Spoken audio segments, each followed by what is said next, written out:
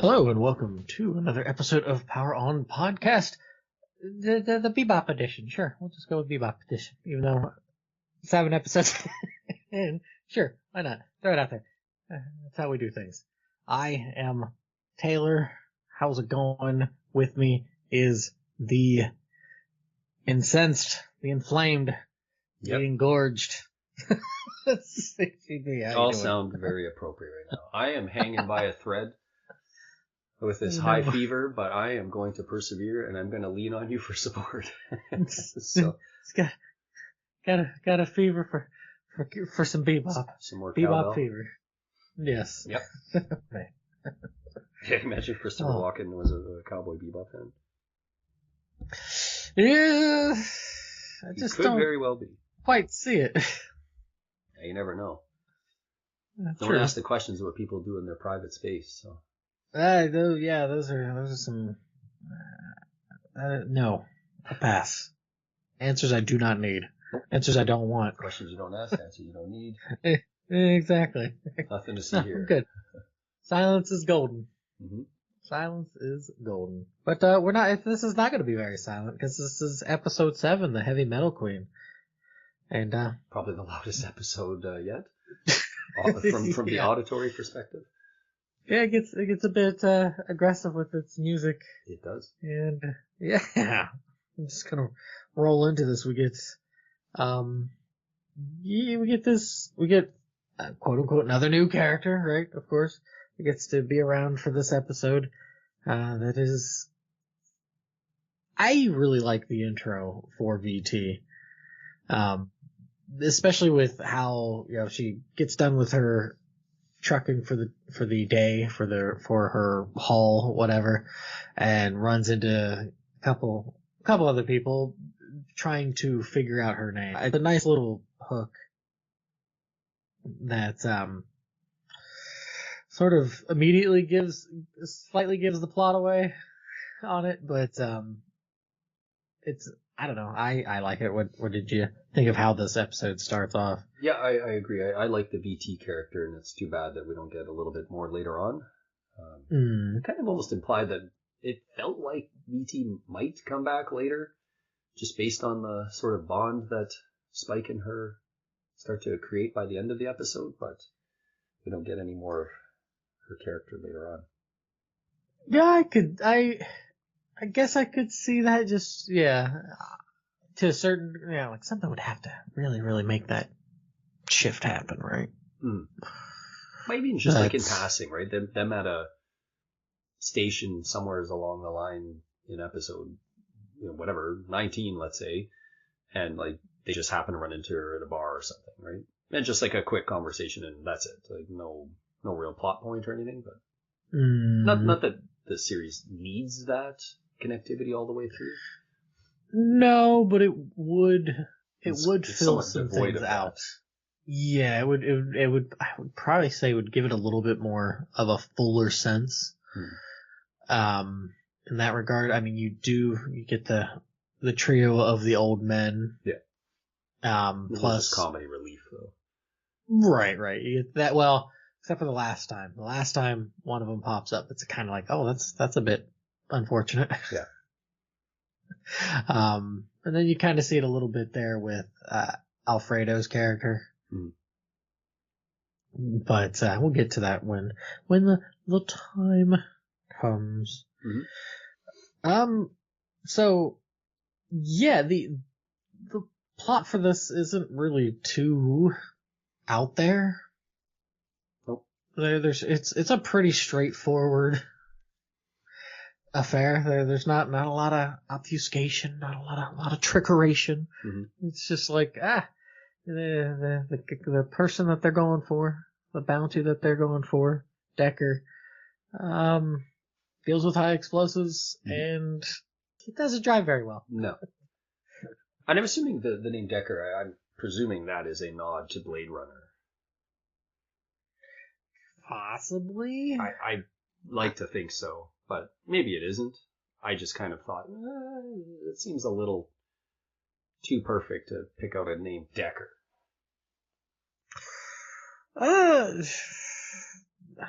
I mean, there's certainly a possibility that I Like, I know don't it's know of any Deckard and this is connection. Deckard, but I just kind of was like, kind of like, not that the characters are at all similar or anything. But it's like, I feel like there might be a little bit of a nod and a wink there. There could be, but I'm not aware of any, honestly. So, yeah,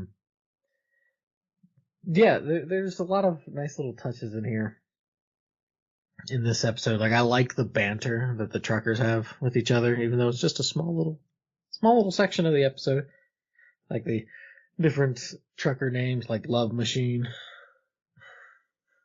Like that's like, I mean, I know it's so basic, but I'm just like, yeah, that's it. Yeah, that works. Or even just, or just Heavy Metal Queen and stuff.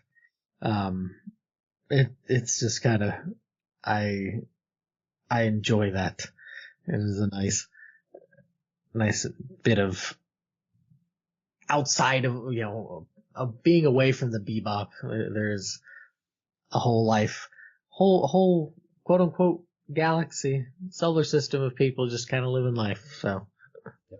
I like the truck designs as well. I thought that was just very simple and kind of gives you that sense of, okay, that does look like an 18-wheel rigged truck, but this is what it would look like in the future. I like a lot of the angles that they use too, like when they're passing by, where they end up taking up like half of the screen as they pass by. There's several shots of that, like when Deckard is trying to get away and BT is chasing him, and they kind of like zoom past each other. And then I think there's early on when she's coming into frame, right, where it's kind of coming at you, and I like the sort of we don't really use them anymore like we used to, but the parking meter, sorry. Okay. How she just kind of like swipes, her card in the parking meter. It's like, oh yeah, that's pretty much how it's done now. So, way to call it, Bebop. Yeah, that we really don't, outside of Wild Horses later on in the series, not a lot of those kind of trucker starships, spaceships and stuff. So it is nice to be able to see this aspect of how do they go about transporting stuff, things. Not really, probably not at this point of, everything is conveniently on Ganymede. No, not quite. And then turn into apes or whatever.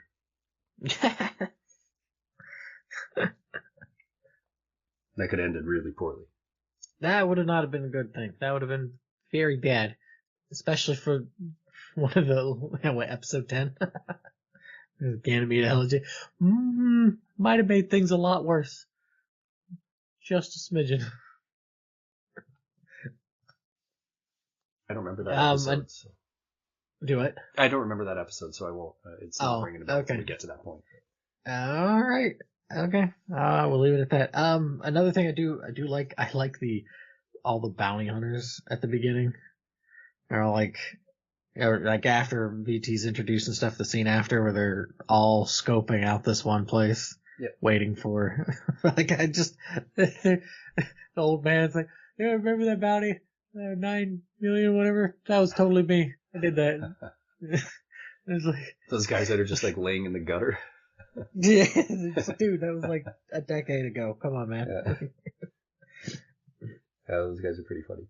I like, actually my favorite line in this episode, there's two, but the first one is the line that VT says when she shows all of her disgust for bounty hunters and says, how does she word that?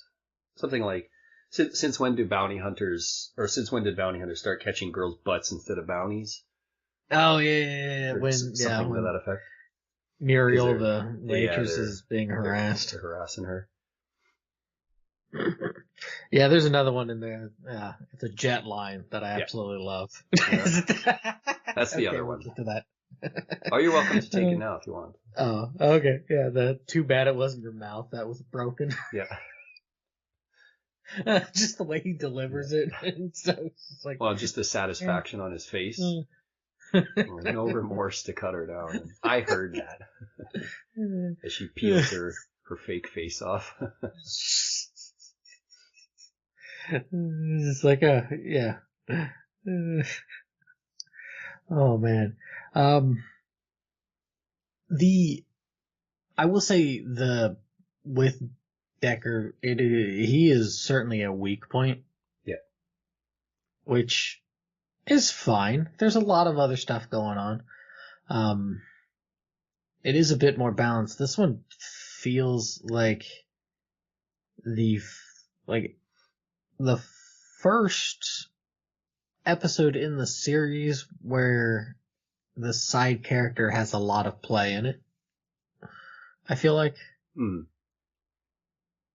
Just consistently. Which I guess makes the episode sort of shift in this odd space where everybody's sort of revolving around VT, more than bouncing off one another and focusing on the Bebop so heavy. Yeah, the bounty is not as prevalent in this episode for sure. I mean, even the goofball that Faye pulls the gun on at the beginning, he's more interesting than Decker, right? Like he's got a thing for eels.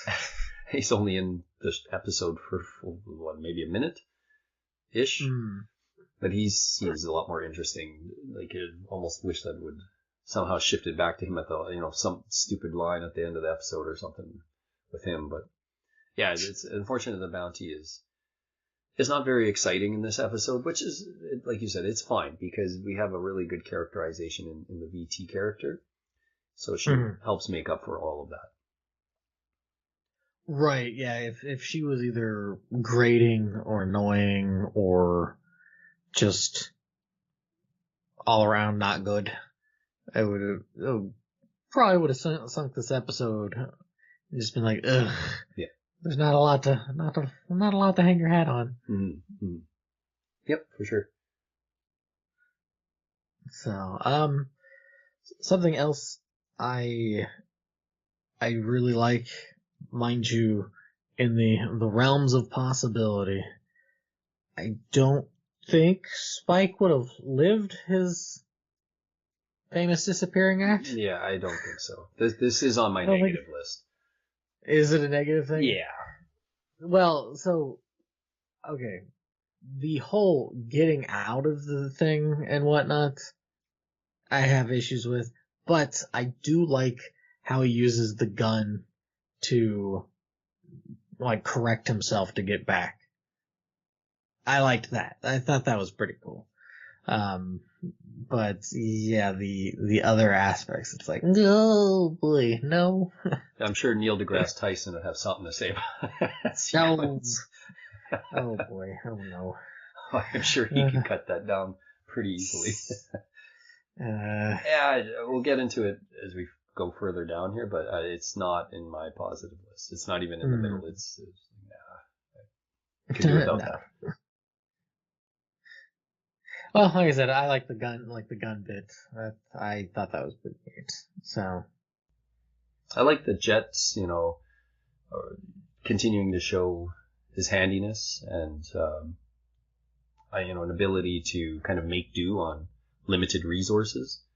I think we see that several times throughout these first few episodes, whether it's being able to hack into systems, track somebody down, or just replace a part with something else, because doesn't he pick out that one part and he's like, well, that's going to need to be replaced, but we don't see what he replaces it with, but he obviously put something else in place, as a temporary fix. So I like that we kind of get that, because he doesn't really get too much in this episode. He's very limited in this one. Yeah, he's limited, and I just kind of feel bad because it's like, man, if you could just kind of float back into something a little bit more appropriate in the sense of just something regular, he'd be doing all right. Yeah. But nope. He wants the thrill of adventure.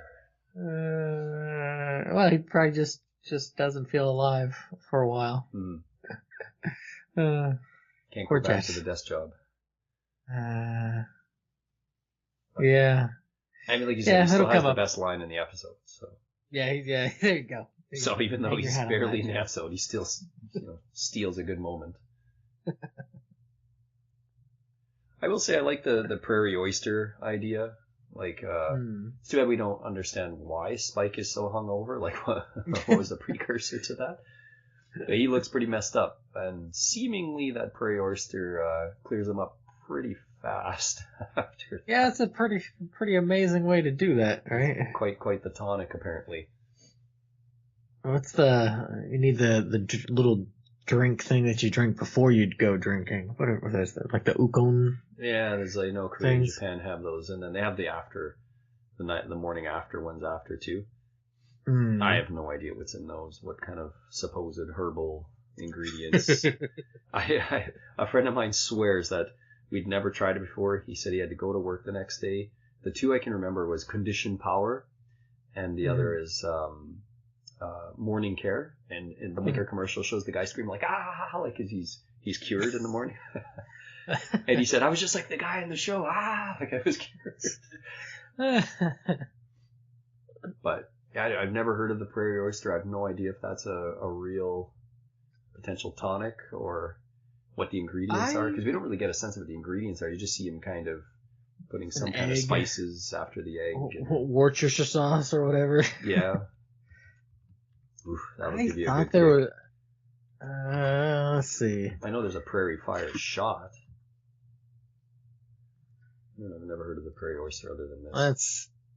It is listed as something, maybe, possibly, no? Which could also be that it's listed on something because of this episode. Yeah, could well be. Because when I search, note to self, when you search prairie oyster, there's also the likelihood that you might lean into Rocky Mountain oysters. Oh, okay. Or other I thought maybe you were testicles. I was gonna say maybe you might be finding something less appropriate for for the young Do eyes. beware.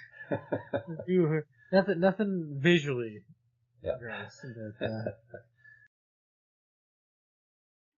just throwing it out there. Some testicular hors d'oeuvres.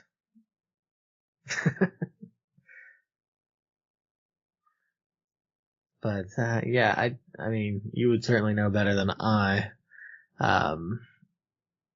Let's see. It says it's like a raw egg or egg yolk with seasoning, vinegar, and sometimes brandy, especially as a pick-me-up. Well, if you're already hungover, that's like hair of the dog now, right? You're combating alcohol with more alcohol. Right. You're essentially just trying to stay drunk. Yes. Can't have a hangover if you're just drunk, right? That's how drunk. Yeah, pretty much. I don't have any other real strong positives, to be honest, for this episode. So if you still have some, you might want to throw them out there. No, I think that's probably going to be, that's probably my strong points listed out there for this episode. Okay. I'm kind of indifferent to the music. Like I know music is such a integral part to this entire series, and it's good that they did something so different than the previous 6 episodes, where jazz kind of takes most of the center stage, maybe some blues too. But this episode leans far more into sort of a rock motif, and it's fine. Like I don't mind it, but it is a bit of a jarring shift, just not having really too much exposure up to this point with it. Yes, I'd agree with that. It is a very strong tonal change, and you're just like, I don't know if I can quite get behind this. Yeah, because like even when they're chasing Decker, right, it's rock music. Yeah, it's fine. Like it's just very different, and I can't recall how many more times we get this type of heavy metal music later on. I don't honestly really remember. Yeah, it. We'll keep tabs as we go along, but It's not a heavy part of the musical selection on the whole, if I remember. Right. No, it's a pretty minimal amount. As much as I don't have issues with certain things, the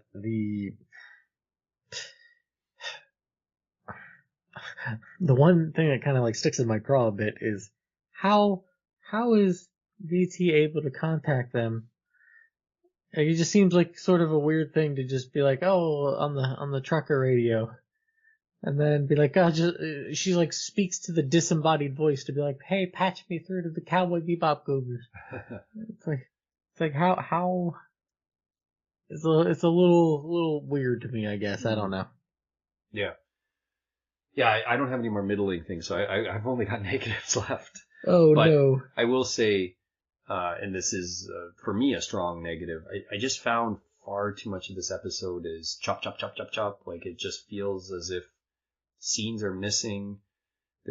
And I know, I've got to temper my expectation that this is a 22-minute episode and everything at the door, but it's like Jet fixed those shuttles like in a 2-minute span. Or Spike suddenly no longer hung over really, or it just felt like the pacing was really off, and they were just trying to make sure they could cram as much of the story as they wanted to get in, and it really disjointed lots of the episode for me. Yeah, I could see that. I mean, it's choppy is probably a pretty on point descriptor for this. It's a pretty, it's a bit messy. And like you said, yeah, when Jet's able to fix up both of them in Phase no like time explodes. Like the whole side explodes off. Right. He's got it fixed up. With some neat claws for no tools. Like, he's got we don't see the resources. So it's like, right. It's kind of weird that he's just able to manipulate that so quickly. You don't just have like 10 fenders hiding in your garage. No, I don't. Just can't say that I do. No, it felt like they just were able to patch everything up quick. Like just keeps getting those beats along, right? Just to make sure the episode keeps skipping along. But you don't really have an explanation as to how we're getting to these points. And sometimes I don't mind that, but it didn't work for me in this episode. Yeah, I mean, I know I can be a bit blind to it, but when it's really, really glaring, or it's like, oh, okay, it can stick in my craw. Or it's like, I don't know about this. I'd have a hard time suggesting this as a first episode for anyone to watch if they'd never seen the show. This would definitely not be a starting point. No. I remember catching this episode pretty frequently when I was first watching Bebop on Cartoon Network, and it kind of made me mad. Because it's like, there are other episodes, please. I would like other episodes.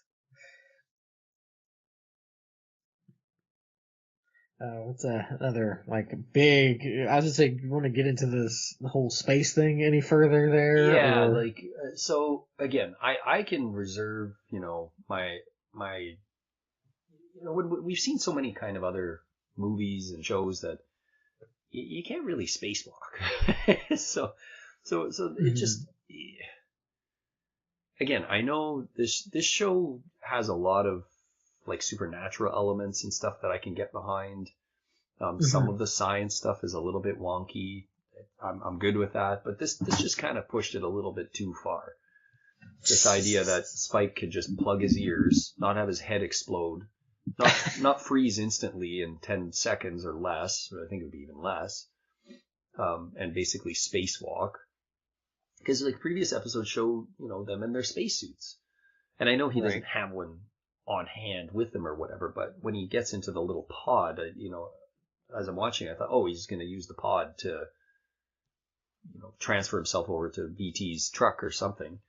And then suddenly he just pops himself out of there. Out. It's like, okay, couldn't they have just put the explosive into the swordfish if they really needed to? Like, Can't replace the swordfish. What are you doing, you madman? I suppose, but just yeah, I'm not a fan of that, and I don't mind the gun thing kind of, but it's already so far fetched at that point, anyways. It's like I'm not really behind this. I don't really like this.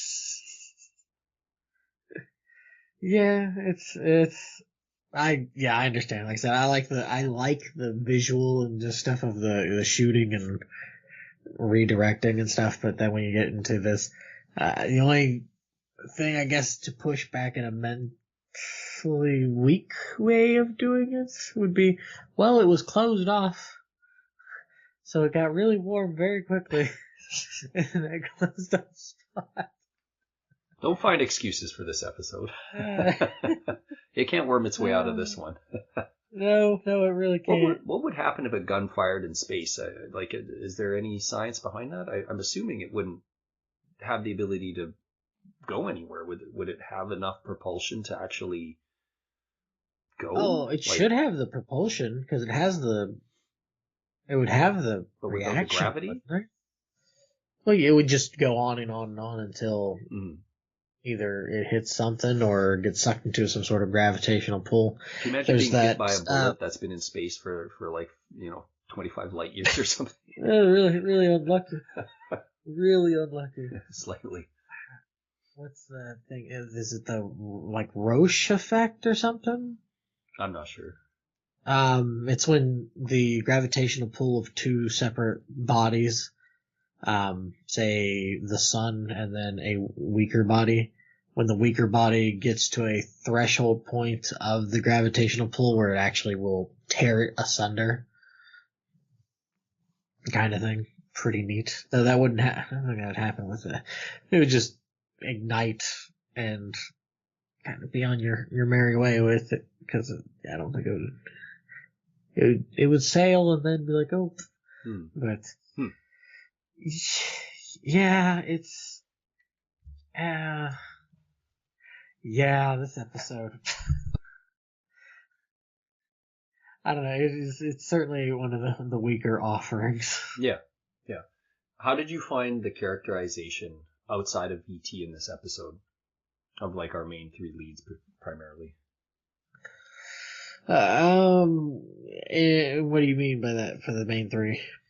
Just how did you find, did it push their narrative forward? Did it really, give you any sort of extra information about their characters or? Well, I mean, like you pointed out, it does give more to the all around fixer-upper that Jet is. There's that. I don't think there's much else really that this episode does that's like, yes, this really makes it more interesting. This adds a whole lot of depth. Because that's what I found too. I found it kind of disappointing in that front. It felt like we already know more or less the type of person Spike is from his moral or ethical side of things. Yeah. And I guess this solidifies that a little bit more and his sort of cheekiness, but it doesn't really give us a ton more about the character. And I'm a little worried as we continue to carry on that that's going to continue to be not an issue per se, but it kind of feels like Spike is not as multidimensional as I seem to remember. And Faye is kind of the same until we get to that point of, where her big episode comes up. Because she's basically been playing the same beats all the way through up to this point. Right. And you can make an argument that Jet as well, until they get their kind of character-centric episodes. But I still feel like Jet's still providing something, he's the glue in between the two of them while they're just sort of the carefree... flailing about. Yeah, and so far it's fun. Don't get me wrong, it's fun to watch. But the character growth seems a little bit stunted in this episode. Well, that's kind of, that's sort of I think the point. is that a lot of their character growth doesn't happen until they, are met with their past to finally like get over the hump and just be like, okay, yeah, moving forward, sort of thing. So, yeah, you can knock it on this episode, but I think it's also part of what makes them tick. Because, yeah, Jet gets his actualization, and then Faye will get hers a little bit down the road, and, same with Ed. Ed gets hers at some point, so it's just like, it'll happen. It just takes some time. Yeah. So, anything else you'd like to add before we get into the bounty? No, I think that's all I've got on my end. Okay, all right. Well, the bounty, if I remember correctly, was at what, 12 million? I believe it was 12 million loans. Yeah, it's barely mentioned though in this episode. It's like almost done in passing, right? Like Faye is running out of that restaurant, and she shouts it, but otherwise, if you don't catch it there, you won't know that it was 12 million. Mm-hmm. Sneaky. I wonder what the bounty on that other creep was. Probably nothing. The eel guy there? Probably nothing. He just really liked ice cream and eels. He sure did. Nothing else. Yes. Yeah. He doesn't look out of place in a kid's No. family restaurant. No. For all we know, he was waiting for his family.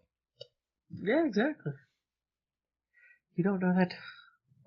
I certainly do not. Anyways, yeah, what would you put on this show or this episode, the bounty for this one? Yeah, 12 million oolongs. It feels kind of high, so I'm gonna put this rather low. I'm gonna give this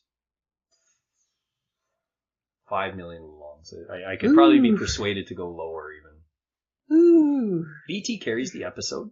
Like it's fortunate that they do a good characterization for her, but I just found the main crew and the plot on the whole is just kind of. If this episode wasn't within the grouping, I wouldn't really miss it. Mm-hmm. Yeah, no, I can see that. Yeah, it's like I said before, it's not a strong offering. So I am going to put my flag at, I'd probably put it like a 7.5 million oolongs. So it is certainly not up to task, and I don't outright hate it, but I'm just kind of like, what's the next episode? Yeah. Okay. But being a one-off, that's a fortunate thing, right? It doesn't really affect the grand scheme of the whole trajectory of everything that's yet to come. So, right. So at least there's that. So, yeah. All right. Anything else you'd like to add before we kind of wrap up the episode? No, I am good to wrap it up. All right. I'll add one little piece. I mentioned it kind of in passing here. Starship. Starship is said here. Spike says starship, and it drives me batty, and I don't know why. I don't know why. Just the word starship just kind of. You're waiting for the Enterprise to fly by? Is that why? Or shit, I don't know. It's just weird hearing starship. For some reason, I don't know. It's the same thing when you hear and I get it probably for like trying to avoid getting struck down for language. When they use this is fragged. Oh, right. So, all right. Well, yeah. I guess be curious to see if anybody else feels that this is one of the duds for Cowboy Bebop here. Who knows? Maybe it's one that they really like. Let us know. And until then, see you around, Space Cowboy.